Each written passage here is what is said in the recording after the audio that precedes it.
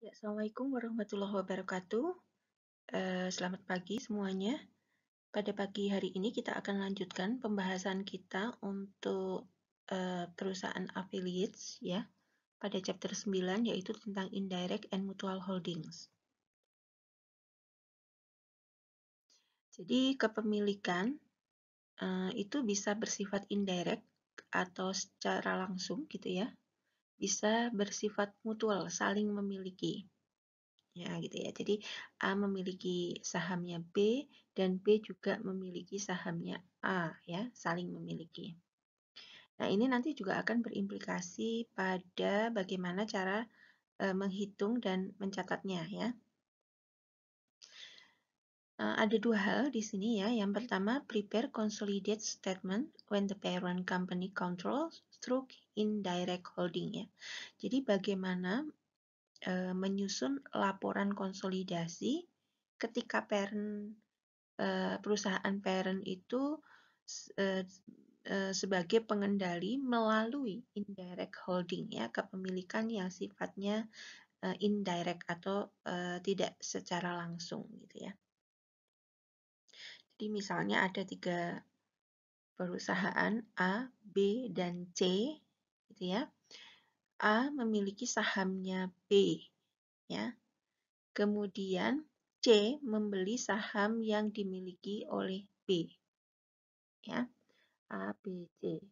Nah, C ini berarti dia juga punya kepemilikan di A, tetapi tidak secara langsung karena kepemilikannya melalui B. Seperti itu ya.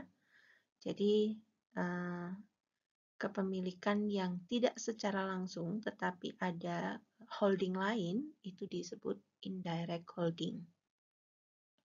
Kemudian yang kedua, apply consolidation procedures of indirect holding to the special case of mutual holdings ya.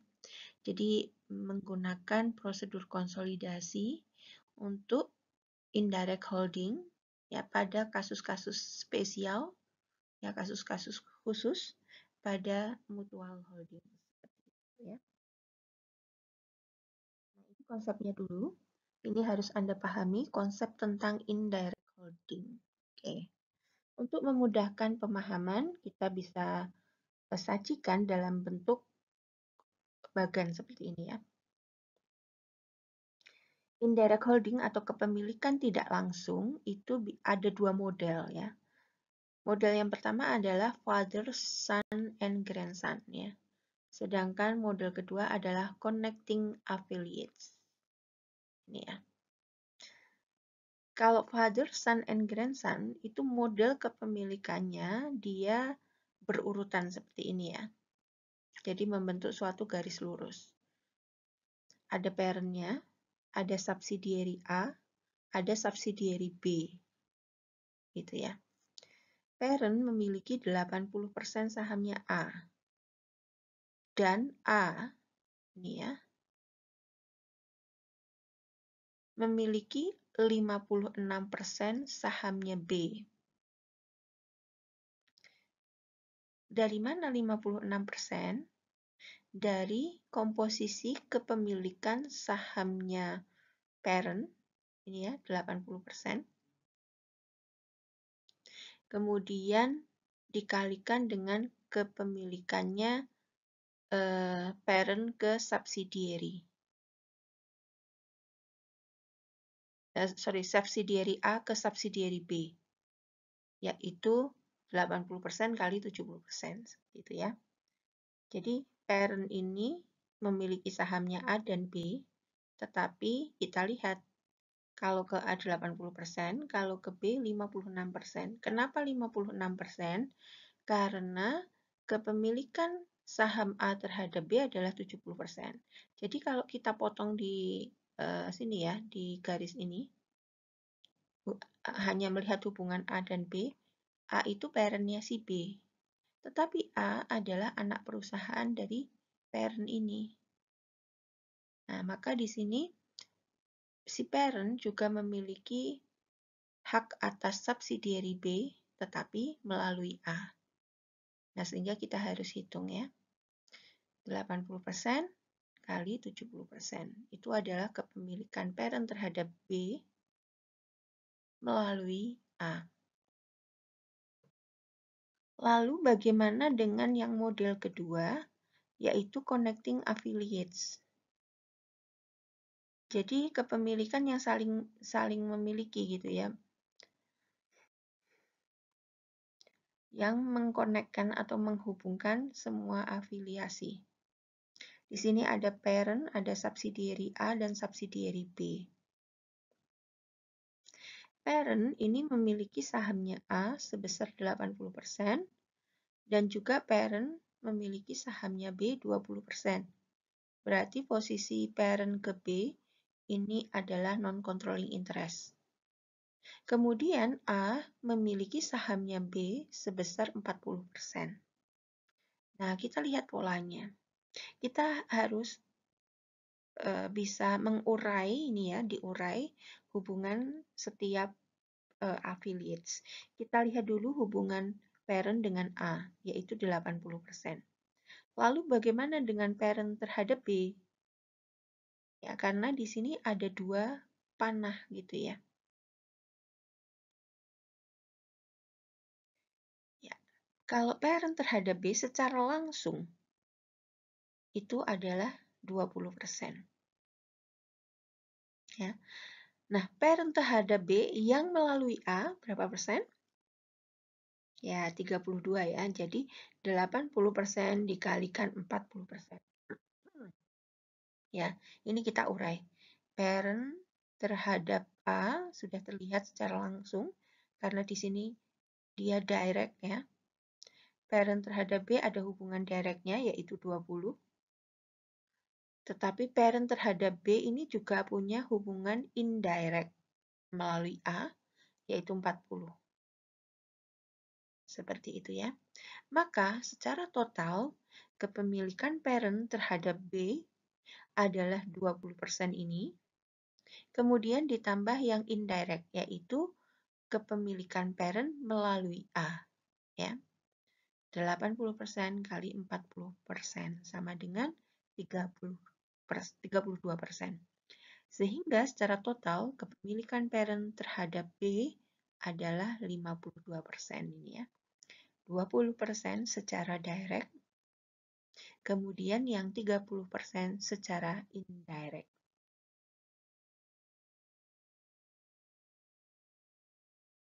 Ya. Nah, untuk metodenya itu sebetulnya secara prinsip sama dengan metode penghitungan dan pencatatan yang ada pada chapter-chapter sebelumnya ya. Kan ada 3 metode ya, fair value atau cost value, kemudian yang kedua equity method, dan yang ketiga adalah consolidates ya. Itu sama prinsipnya. Nah, sekarang bagaimana kalau hubungannya adalah father, son, and grandson holding dengan equity method ya. Ini konsepnya. Sons applies equity method for investment in grandson. Ya. Jadi anak perusahaan atau subsidiary A itu menggunakan equity method untuk mencatat investasi pada grandson atau subsidiary B. Fathers applies equity method for investment in son ya. Ayah perusahaan atau induk perusahaan ini juga mengaplikasikan atau menggunakan equity method untuk investasi pada son. Controlling interest share of consolidated income includes yang pertama adalah share for direct holding of son, kemudian juga share for indirect holding of grandson by father through son. Konsepnya ya. Jadi kita juga perlu mengetahui yang kedua adalah berapa sih porsi untuk controlling interest ya. Kita lihat dulu hubungan antara father dengan son ya. Nah, selisihnya itu menjadi direct holding. Kemudian kita juga hitung berapa porsi controlling interest untuk hubungan yang sifatnya indirect. Ya. Berarti kita harus tahu persentase indirectnya dulu, kemudian 100% dikurangi dengan persentase indirect. Contoh, ada sebuah hubungan father son grandson ini ya. Jadi kepemilikannya dia vertikal. Pada 1 Januari 2009, Po memiliki 80% sahamnya Shaw. Pada 1 Januari 2010, Shaw itu mengakuisisi 70% sahamnya Torque. Earning and dividend for 2010 are below ya. Jadi Po, Shaw dan Torque ini memiliki hubungan father, son, and grandson ya. Po sebagai father, Shaw sebagai son, dan Torque sebagai grandson. Laporan untuk earning dan dividen sebagai berikut ya. 100 untuk Po, 50 Shaw, dan Torque 40. Kemudian dividennya 60, 30. Kita lihat kepemilikannya tadi ya. Shaw ini menggunakan equity method ya. Shaw kita lihat. Shaw cash-nya adalah 14 ya. Kreditnya adalah investment in Torque 14. Ya, ini harga pembelian sahamnya. Harga nilai untuk dividennya ya. 14 karena 70% ya. Jadi dikalikan 70%-nya. Kemudian untuk income-nya juga dikalikan 70%-nya. Ini ya. Jadi 40 kali 28 dan untuk investment in Torque. Kemudian kreditnya adalah income in Torque 28 ya. Jadi kita hitung dulu sun-nya. Kemudian kita hitung fathers ya, Po-nya. Po applies equity method ya. Untuk 80% ini ya. Untuk dividennya ini kita hitung 80% dikalikan nilai dividennya ya. Kemudian investment in Shaw. Nah, ini kita lihat ya karena Shaw itu juga mendapatkan income dari Torque seperti itu ya. Jadi di sini 80% dikalikan income-nya Shaw dan income-nya Torque. Ya, yang ini ya. Nah, seperti itu. Ya, jadi setelah kita menghitung berapa pembagian dividen dan income dari sun dan grandson, selanjutnya kita hitung alokasi untuk controlling interest dan non-controlling interest. Untuk mempermudah mekanisme penghitungannya, kita bisa menggunakan tabel seperti ini. Ya. Jadi, di sini kita sajikan secara terpisah keadaan untuk father, son, dan grandson terkait dengan income, kemudian dan alokasinya. Ya. Jadi untuk laporan secara terpisah, ya income untuk Po, Shaw, dan Torque adalah 150 dan 40. Total income yang didapatkan 3 perusahaan yang saling berafiliasi itu adalah 190. Lalu kita alokasikan. Ya. Yang pertama yang kita alokasikan adalah income dari Torque ke Shaw. Ya. Torque itu melaporkan income total 40. Ya. Nah, 40 ini diberikan ke Shaw 70%-nya dan non-controlling interest 30%-nya. Ya. Maka 40 ini kita nolkan ya. Caranya dengan dikurangi ini ya. Ini kan dalam tanda kurung. Maksudnya 40 ini didistribusikan ke Shaw sebesar 70% dari 40 yaitu 28 dan ke NCI 12. Langkah kedua adalah mendistribusikan income yang ada di SAU gitu ya ke PO dan non-controlling interest. Ya. SAU itu memiliki income dari dirinya sendiri sebesar 50. Dan income yang kedua berasal dari TORC ya, sebesar 28. Total income yang dimiliki SAU adalah 78. Nah, 78 ini kita bagikan secara proporsional kepada PO sebesar 80%-nya dan kepada non-controlling interest sebesar 20%. Yang ketiga adalah mengalokasikan total income yang ada di PO ke controlling interest ya.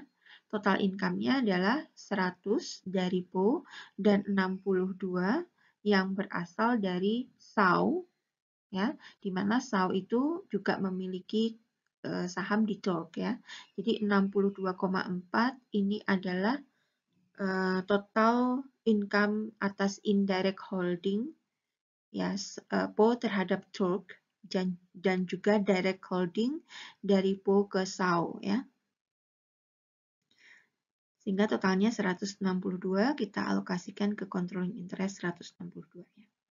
Sehingga total consolidated income itu adalah 162 untuk CI dan NCI-nya 27,6 ya. This allocation may look like the step-down method allocation present in cost accounting text. Mathematically it is ya. Jadi ini secara matematis pembagian income-nya seperti di dalam tabel ya.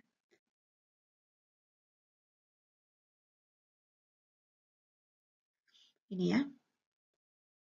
Nah, ini penjelasan tadi ya. Jadi angka-angkanya ini berasal dari mana gitu ya. Totalnya tetap ya 190, cuma alokasinya menjadi seperti ini ya. CI-nya 162 berasal dari indirect holding dan direct ya. Kemudian NCI-nya 27,6. Ya, kemudian kita lihat bagaimana kalau modelnya seperti yang model kedua ya, indirect holding with connecting affiliates. Indirect holding with connecting affiliates handle similar to father, son, grandson. Ya, sebetulnya bisa cara menanganinya seperti menangani pencatatan untuk yang indirect holding biasa ya, yang father, son, grandson ya. But ada tambahan lagi, father has direct holding in both son and grandson ya. Jadi tambahannya adalah fathers ini memiliki saham bisa pada son, bisa pada grandson seperti itu ya. Jadi punya direct holding. Examples: Pets hold 70% of Sol and 60% of Thai. Sol hold an additional 20% of Thai ya. Jadi Pet itu memiliki sahamnya Sol secara direct ya, dan juga memiliki sahamnya Thai secara direct juga. Nah, kemudian Sol itu punya sahamnya Thai ya. Jadi Sun ya, Sun-nya itu punya saham ke grandson 20% ya. Nah, kalau Anda kesulitan membayangkan, Anda bisa gambar dulu ya, seperti gambar segitiga yang di awal sudah saya sampaikan ya. Laporan income dan dividen secara individual sebagai berikut ya. PET income 70, dividen 40, SAL 35 untuk income dan 20 untuk dividen, dan TAI 20 untuk income dan 10 untuk dividen. Intercompany profit transaction ini ada downstream dan upstream. Oke. Ya, transaksi downstream ini adalah PET menjual tanah ya, tanah yang di South gitu ya, dengan mendapatkan laba $10. This will be fully attributed to Pat ya. Kemudian ada transaksi upstream dari anak ke induk ya. Sal sold 15 inventory to Pat and Pat held ending inventory with unrealized profit of 5. This will be allocated between Pat and NCI ya. Kita ingat-ingat angka-angkanya, oke?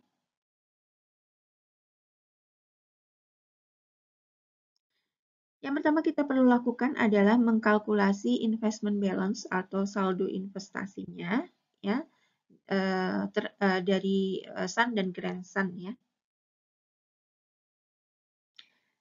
Oke. Sal sebagai Sun ini equity-nya susunannya seperti ini ya, ada capital stock di 1 Januari 200, di 31 Desember juga 200. Kemudian ada return earning 1 Januari 50, 31 Desember 69 ya.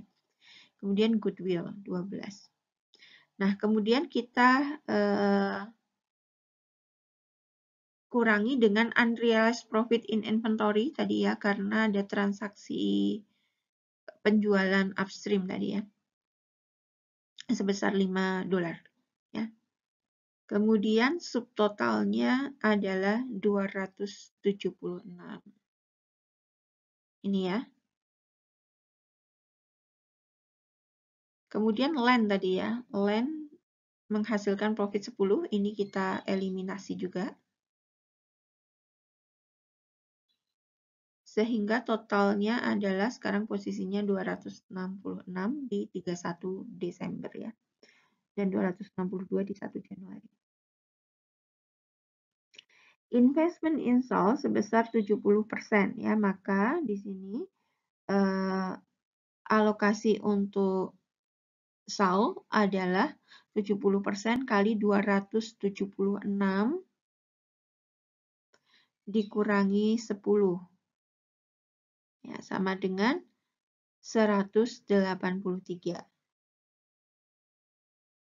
Ya, 276 dikalikan dulu 70 karena ini transaksi upstream ya.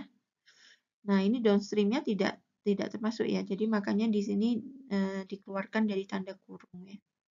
Sehingga alokasinya adalah untuk controlling interest 183,2. Ya, kemudian untuk NCI-nya ini adalah 30% dari 276 ya. Ya, jadi perhatikan transaksi upstream dan downstream-nya ya untuk menghitung alokasi ke CI dan NCI. Kemudian untuk TAI atau Grand Sun ya. Grand Sun. Nah, ini adalah underlying equity-nya 100 ya untuk 1 Januari dan 31 Desember.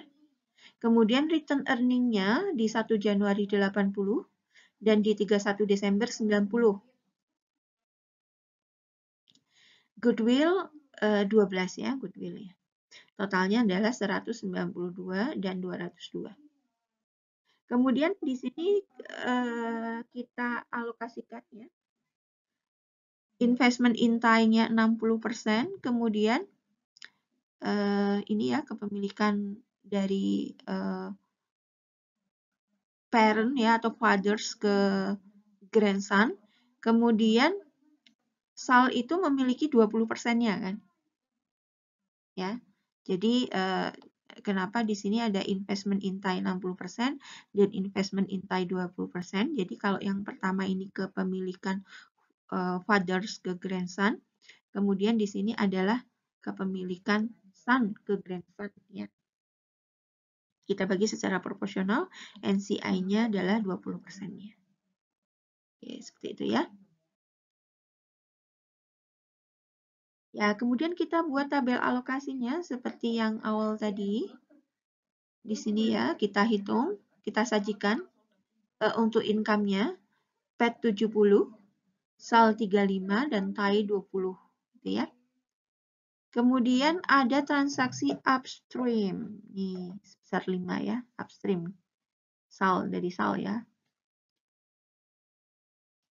Nah, kalau upstream ini kan nanti juga ada allocate ke NCI ya untuk upstream. Kemudian ada transaksi downstream. Ini kita sajikan di sini downstreamnya. Kemudian kita mulai mengalokasikan ya. Oke, yang pertama yang kita alokasikan ini adalah mengalokasikan 60 posisi alokasi di Grand Sun ya. Sahamnya Grand Sun itu dimiliki PET 60%, dimiliki SAL 20%, dan dimiliki NCI 20% ya. Nah, di sini TAI itu kan income-nya 20 ya, maka kita alokasikan ke PET 60%. Ya, 20 kali 60% itu 12, kemudian ke SAL 4, kemudian ke NCI juga 4. Alokasi yang kedua adalah alokasi untuk SUN ya. SUN-nya yaitu SAL ya. Sahamnya SAL itu 70% dimiliki oleh PET dan 30% dimiliki oleh NCI. Nah, kita hitung di SAL. SAL itu berapa totalnya, total income-nya ya. Total income-nya sebagai berikut ini ya. 35 dikurangi 5, 30. Kemudian ditambah 4. Totalnya 34. 34 ini harus dibagi rata, dibagi secara proporsional kepada PET 70% dan kepada NCI-nya 30%. Langkah selanjutnya adalah alokasi PET ke CI. Ini ya, ke kolom controlling interest ya. Totalnya adalah 95,8. Ya. Sehingga di sini total consolidated income untuk CI adalah 95,8 dan untuk NCI adalah 14,2 ya. Total income yang dialokasikan 110 ya. Jadi alokasinya modelnya bertahap ya. Dari Grand Sun dulu dialokasikan ke Sun dan Fathers, kemudian Sun dialokasikan ke Fathers, kemudian dari Fathers dialokasikan ke NCI. Kemudian distribusi untuk dividen ya. Ya, untuk dividen sama ya cara distribusinya, kita distribusikan dulu Grand Sun, kemudian Sun dan Fathers ke NCI. Seperti ini distribusinya ya. Dividennya Grand Sun adalah 10, dialokasikan 60 ke PET, 20 ke SAL, dan 20 ke NCI. Kemudian SAL itu dividennya adalah 20 ya. Nah, ini kita alokasikan ke Fathers dan NCI. Terakhir adalah Fathers dialokasikan ke NCI.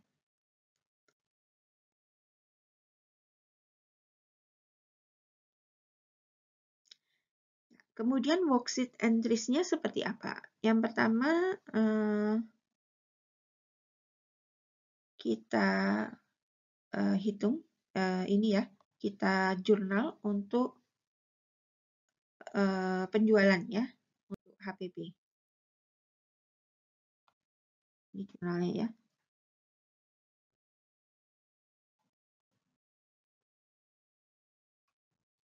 Ya, kemudian income juga kita jurnal di sini semuanya ya, seperti jurnal biasa itu.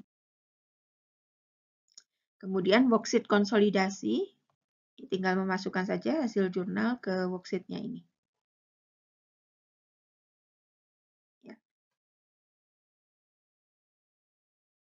ya jadi worksheet-nya kita perhatikan juga, worksheet-nya itu yang pertama income susunannya ya, income statement, kemudian perubahan modal atau statement of return earning, kemudian yang bagian ketiga ini adalah balance sheet atau neraca.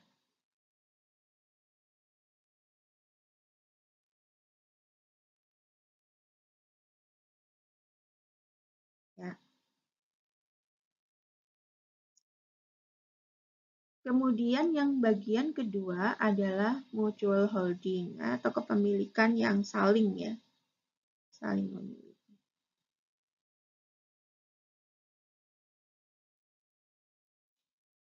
Nah, mutual holding ada timbal balik seperti ini ya.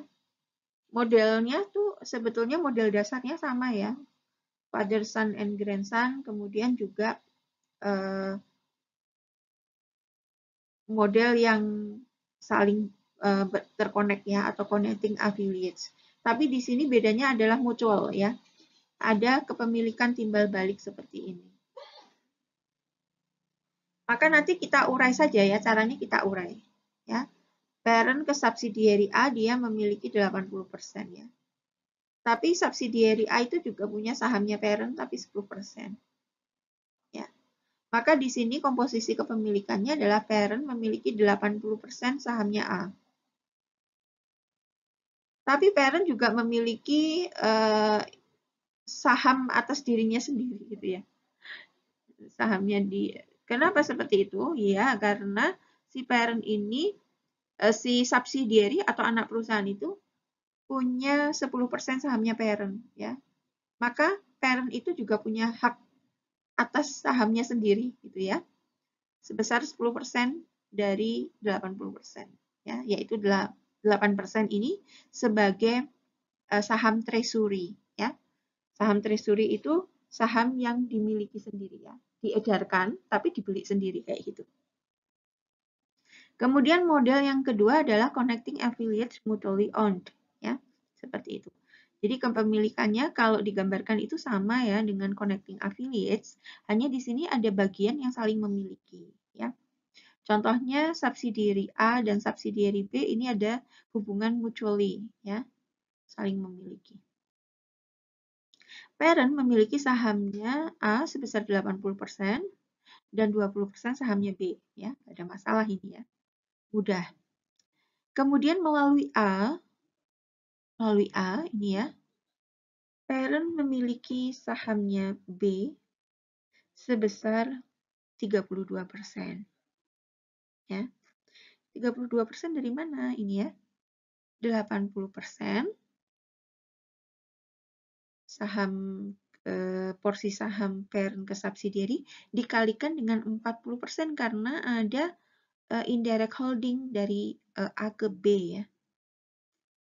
Kemudian melalui B, ini kita lihat, melalui B juga ada ya kepemilikan indirect terhadap A sebesar 20% gitu ya.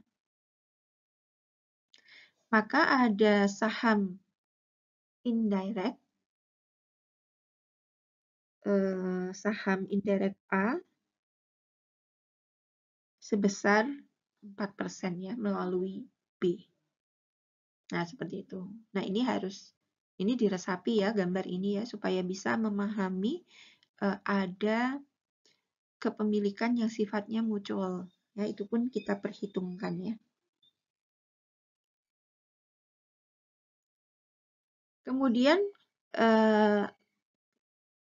adanya mutual holding itu akan menimbulkan saham treasury ya. Treasury stock or conventional ya. Maka nanti ini juga akan mempengaruhi metode penghitungan kita ya. Treasury stock method itu ada 3 hal ini ya. Treat parent mutually held stock as treasury stock. Kemudian parent has fewer shares outstanding ya. Kemudian yang ketiga adalah interdependency. Adanya interdependency ya, assume eliminate by treasury stock treatment ya. Jadi karena muncul treasury stock maka kita juga harus memperlakukan kepemilikan saham itu seperti kepemilikan saham treasury. Kemudian conventional method for mutual holding ya. Bagaimana caranya? Ini ya, kita catat stok sebagai saham yang dihentikan kepemilikannya atau retired ya. Parent has fewer shares outstanding. Kemudian secara simultan ini ya, simultaneous sets of equation. Kemudian untuk interdependensinya ini pengakuan penuh ya.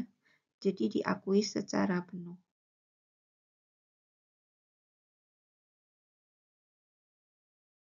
Nih, parent stock mutually held. One or more affiliates hold parent company stock ya. Ini juga ada akan ada treasury juga ya. Maka kita terapkan metode treasury dan metode konvensional ya untuk mencatat kepemilikan yang sifatnya mutual. Recognize treasury stock at cost of subsidiaries investment in parent ya. Jadi pengakuan untuk treasury stocknya itu adalah at cost. Ya. Kemudian reduce investment in subsidiary ya. Kita nanti berarti kurangi saldo investment pada anak ya.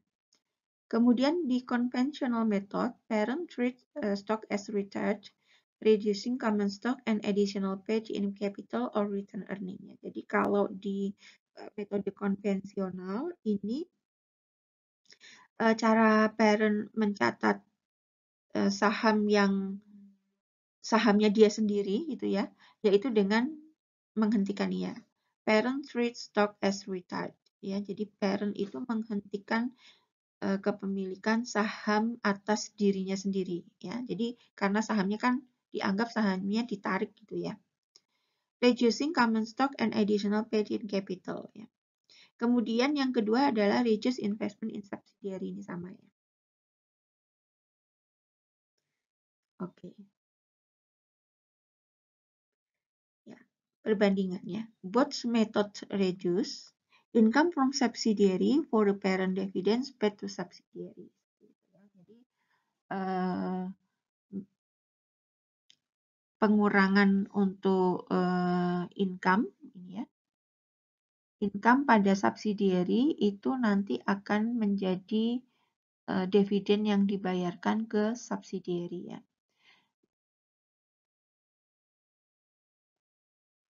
Kemudian hasil dari perbedaan hasil dari metode tersebut ya. Yang pertama adalah equity account. Nanti akan muncul akun baru yaitu treasury stock dan retired common stock atau saham biasa yang dihentikan ya. Ini karena ada kepemilikan mutual tadi ya. Kemudian consolidated return earning dan non-controlling interest. Kalau ini memang biasa seperti itu ya. Jadi hal baru yang muncul di dalam kepemilikan saham yang model mutually holding itu akan muncul dua akun ini ya, yaitu treasury stock dan return common stock ya, retired common stock. Oke, jadi seperti itu ya.